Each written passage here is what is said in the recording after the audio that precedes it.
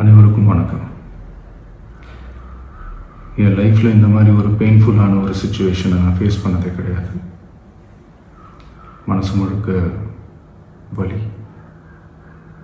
வலி மட்டும்தான்.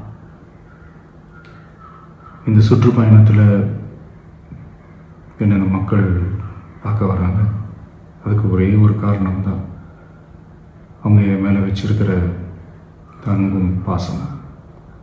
அந்த அன்புக்கும் பாசத்துக்கும் நான் எப்பவும் கடமைப்பட்டிருக்கிறேன்.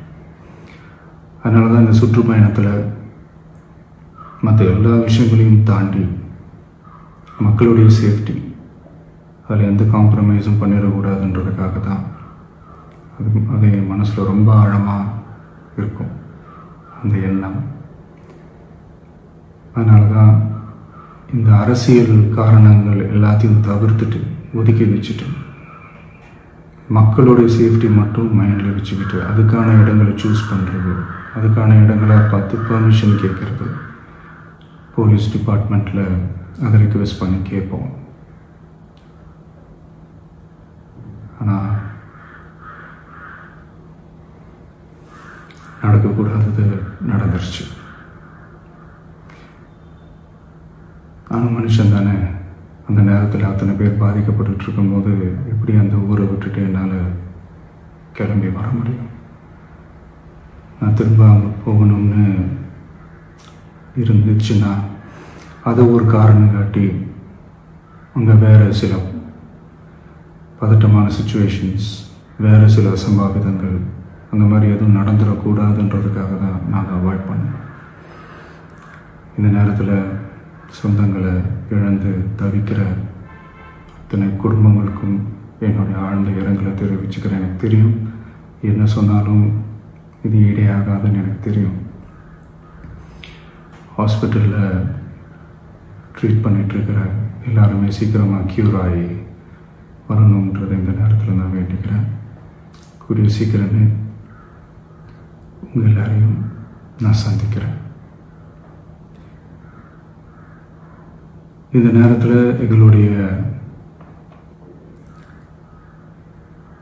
வலிகளை, எங்களுடைய நிலைமையை புரிஞ்சுக்கிட்டு எங்களுக்காக பேசின அரசியல் கட்சிகளை சார்ந்த நண்பர்கள், தலைவர்கள் அனைவருக்கும் என்னுடைய நன்றியை தெரிவிச்சுக்கிறேன். கிட்டத்தட்ட ஒரு 5 மாவட்டத்துக்கு பிரச்சாரத்துக்கு போனோம். இந்த மாதிரி எதுவுமே நடக்கல. ஆனால் கரூரில் மட்டும் ஏன் எப்படி நடக்குது, எப்படி நடக்குது? மக்களுக்கு எல்லா உண்மையும் தெரியும். மக்கள் எல்லாத்தையும் பார்த்துக்கிட்டு இருக்கிறாங்க.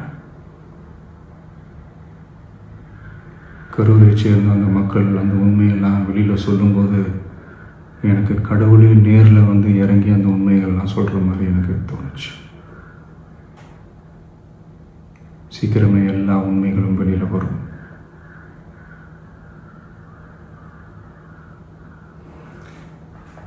எங்களுக்கு தரப்பட்ட இடத்துல நாங்கள் போய் அந்த ஸ்பாட்டில் நின்று நாங்கள் பேசிட்டோம். அதை தாண்டி எந்த தவறும் எங்கள் சைடில் நாங்கள் எதுவுமே செய்யலை. பட் இருந்தாலும் எங்கள் கட்சியை சேர்ந்த நிர்வாகிகள், தோழர்கள் மேலே எஃப்ஐஆர், அது மட்டும் இல்லை சோஷியல் மீடியாவை சேர்ந்த நண்பர்கள், தோழர்கள், அவங்க மேலே எஃப்ஐஆர்லாம் போட்டு இப்போ பிடிச்சிக்கிட்டு இருக்கிறாங்க.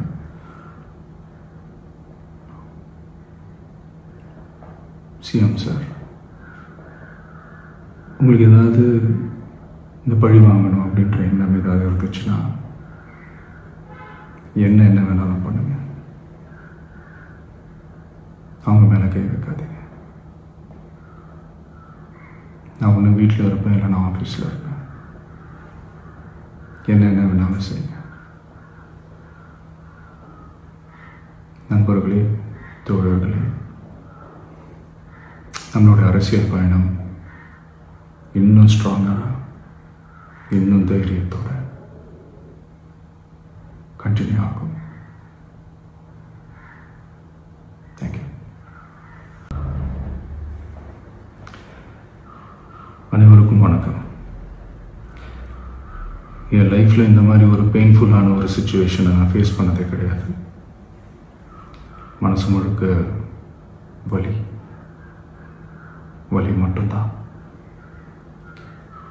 இந்த சுற்றுப்பயணத்தில் என்னென்ன மக்கள் பார்க்க வராங்க, அதுக்கு ஒரே ஒரு காரணம் தான், அவங்க என் மேலே வச்சிருக்கிற அன்பும் பாசமும்.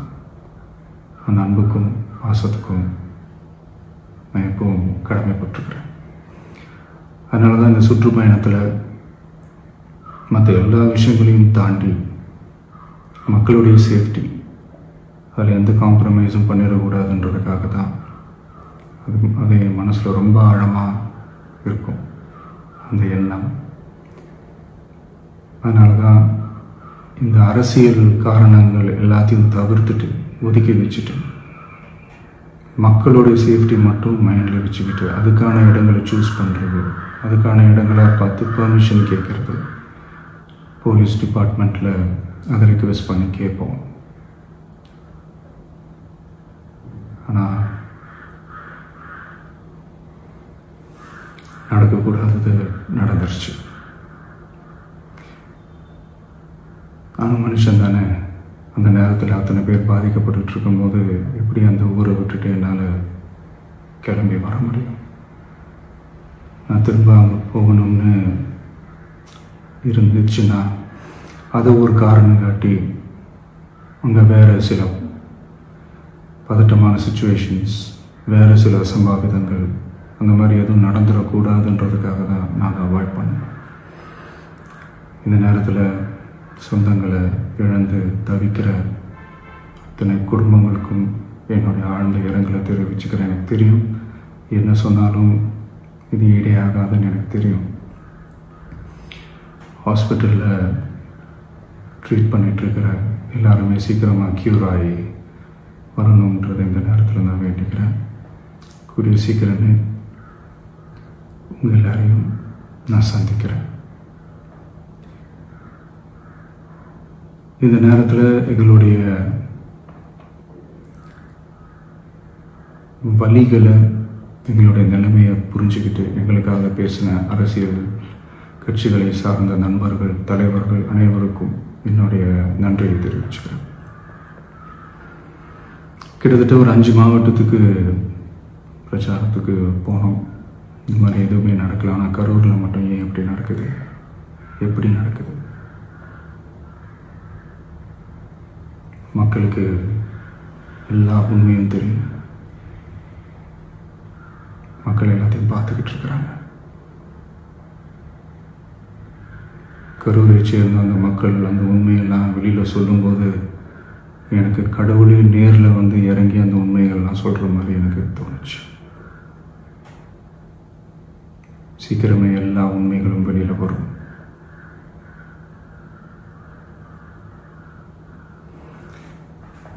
எங்களுக்கு தரப்பட்ட இடத்துல நாங்கள் போய் அந்த ஸ்பாட்டில் நின்று நாங்கள் பேசிட்டு வந்தோம். அதை தாண்டி எந்த தவறும் எங்கள் சைடில் நாங்கள் எதுவுமே செய்யலை.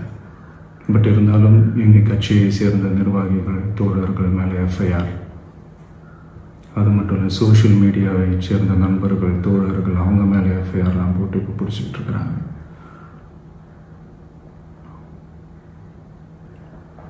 சிஎம் சார்,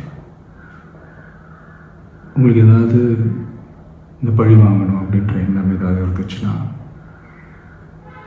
என்ன வேணாலும் பண்ணுங்க. அவங்க மேலே கை வைக்காதீங்க.